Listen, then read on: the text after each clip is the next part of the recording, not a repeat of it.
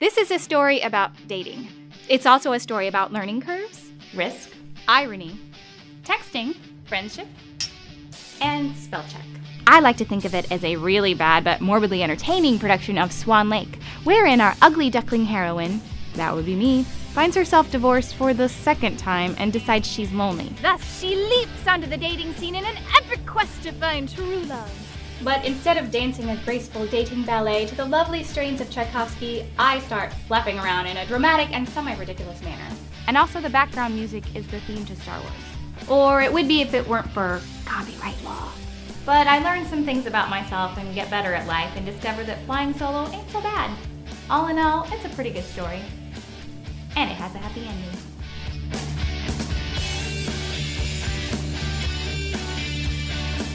In which I boldly go online and get stood up by a text. So the problem with dating people you know is they end up maybe being people you no longer want to know. But the problem with not dating people you know is where the heck do you meet the new ones? When I say you, I really mean me. Specifically the me who is 39 years old and doesn't want to hang out in a bar. Unless it involves a beer, fried mushrooms, and a bunch of friends. Yeah. And then you remember there's this thing called online dating, and some of the sites look semi-legitimate, and you can find matches with whom you have 26 dimensions of similarity, including a mutual interest in online dating. So you sheepishly sign up for eHarmony just for a month. And then you realize that 28 days of your month are up and you've had exactly one match who doesn't live 8 states away. And while he does indeed have 26 things in common with you and is very nice, he's also 53 years old and a grandpa, which is maybe not what you have in mind just now. And since you've paid $59.95 for your 28 days of eHarmony and had just the one date, that date effectively cost you $59.95. At least he bought the coffee. Thanks. My pleasure. So, would you like to go out again? And then one of your Facebook friends posts about okcupid.com, which is free. And you think, why not? And you fill out your profile and you upload some pics, including the one of you dressed in the Star Trek dress you made for your nerd party. And you get a startling number of emails complimenting said dress, which surprises you. When I say you, I mean me, specifically the me who was, how can I put this, a late bloomer. What? And the emails keep rolling in from Quasar69 and Super Bob and Mutant in the Buff.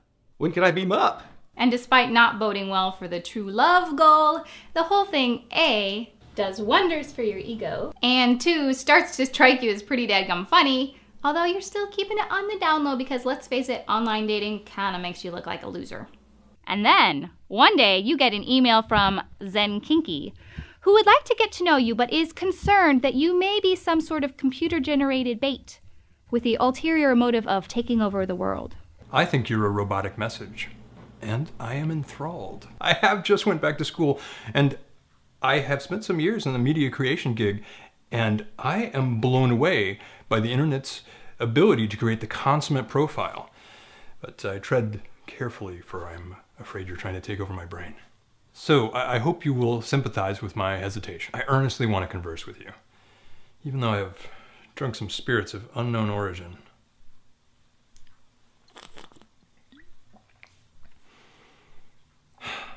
Which is far too bizarre and entertaining to keep to yourself. Zen Kinky earnestly wants to converse with me even though he's drunk some spirits of unknown origin.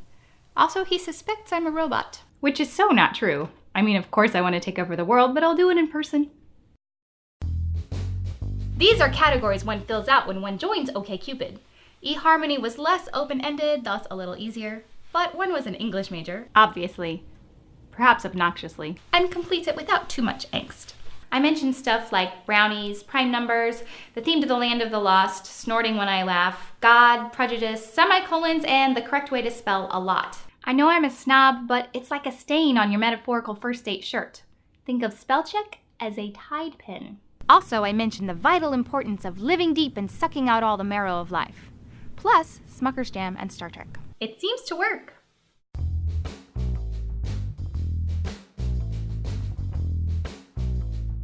I am a woman looking for true love. Oh, scratch that. I don't want to seem needy. Okay, looking for new friends / short-term daters with men who are aged 30 to 49, single, and straight. Soda Can 1 is out of my age range by several years. Okay, so he's 25. But the young whippersnapper instant messages me, and he's funny and a little cocky, which I like, and darn if he doesn't punctuate correctly a majority of the time. So we chat some more, and he's still funny and smart and cocky enough to brag about his IQ. Let me brag about my IQ. Mine's 2 points higher. You suck. Wanna go out sometime? My first OkCupid-induced date! Shazam! Whippersnapper and I agree to meet at 8:15 Monday night, immediately after I get out of Argentinian tango class. It's a beginner class, and I fall down a lot.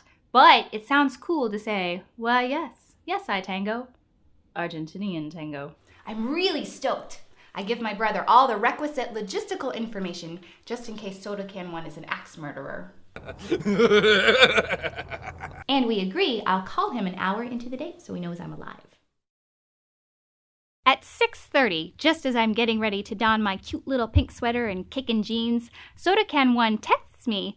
He can't make our date. He forgot he has to go to my cousin's out-of-town C-section. In response, I fall to the floor and lie on my back, weeping. This is a bummer because it's been a while since I lay on the floor and wept. In fact, I have been floor weep free since last summer when, newly separated but determined to make it on my own, I started mowing my lawn for the first time ever.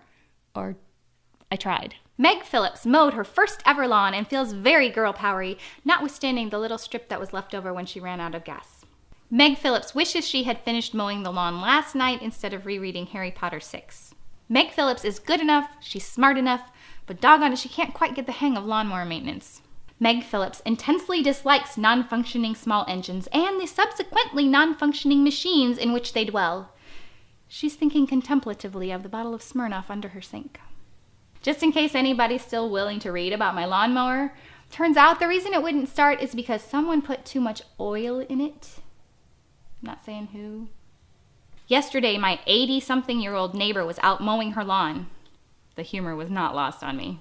Apparently there is a skill set to lawn mowing which, while easily mastered by 10-year-old boys and grandmothers, eludes me. Either the grass was too wet or I would put in too much oil or something. The dang mower would always die and I would be forced to abandon the lawn mid-mow. It became a metaphor for my new single life. If I could conquer the lawn, I would be okay on my own. Hence, each time I wheeled at the mower and yanked fruitlessly at the cord, I would end up on my back, on the floor, weeping. And now here I am on the floor again. Dang it. Oh, Soda Can 1, my metaphor for a new and exciting online date life. You kind of suck. Little do you know that if I chose, I could get a bunch of girlfriends to text you simultaneously with, "How's the baby?" Not that I've pondered it or anything. I get up off the floor, take a deep breath, go to dance class, and hardly fall down at all. New rule, no more young whippersnappers. Sing kinky? Yo. What are you doing here? This is my real life story to find love online, and in real life, I politely turned you down. Don't think of me as Zen Kinky. Think of me as an everyman, a metaphor for all of your online suitors. Do I have to? Why are you looking for love online? Because I can't find it offline. What if you can't find it anywhere? Don't be silly. Somewhere there is bound to be somebody who wants an easily distracted, dramatically, neurotically inclined nerdbot with a penchant for overthinking. Spirits of unknown origin? Yeah. Now give them back. Thank you. The computer matcher thing suggests I might like this guy whose hobby is long-distance ruining.